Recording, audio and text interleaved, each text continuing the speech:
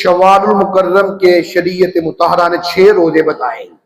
وہ 6 روزے آج کا دن چھوڑ کر آگے 28 یا 29 دن جو شوال کے آئیں گے ان دنوں میں آپ نے پورے کرنے ہیں.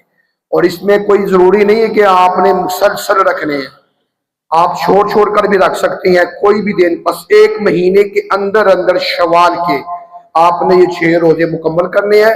اور اگر آپ آج کا دن چھوڑ کر مسلسل 6 اکٹھے رکھیں یہ سب سے زیادہ بہتر ہے.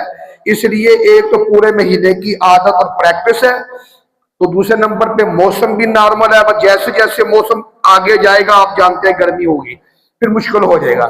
اس کا فائدہ کیا ہوگا؟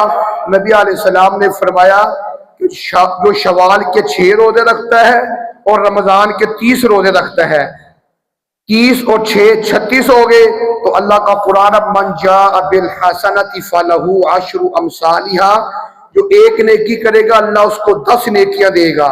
تو جو رمضان کا 1 روزہ رکھے گا اللہ اس کو 10 روزوں کا ثواب، اس کے بعد شوال کا 1 روزہ رکھے گا 10 روزوں کا ثواب، اور 30 اور 6 36 کو 10 سے ضرب دے دو 360 بنتے ہیں. تو سال کے 365 دن ہوتے ہیں.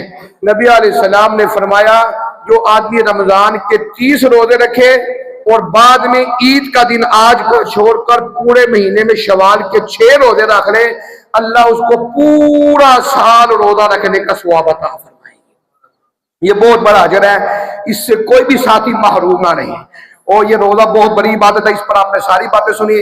اب ایک تو آپ نے یہ کام کرنا ہے، اور جن لوگوں کے رمضان کے روزے چھوٹ گئے ہیں بیماری کی وجہ سے، عذر کی وجہ سے، شرعی، تو وہ شوال کے روزے بعد میں پہلے وہ فرض روزے پورے کریں، کیونکہ اس کی پوچھ ہوگی، اس کے بغیر گزارا نہیں ہے.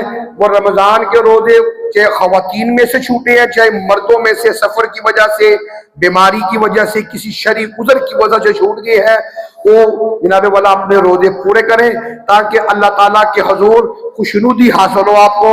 اور اس کا بدلہ اللہ نے جنت رکھا ہے. یقیناً اللہ کے گھر میں امید ہے آپ لوگ جتنے بھی آپ آئے ہیں یہ چمکتے ہوئے نورانی چہرے یہ رمضان کے روزے رکھنے کی علامتیں ہیں. اور اللہ سے دعا ہے کہ اللہ تعالیٰ ہم سب کی عبادات کو قبول فرمائے.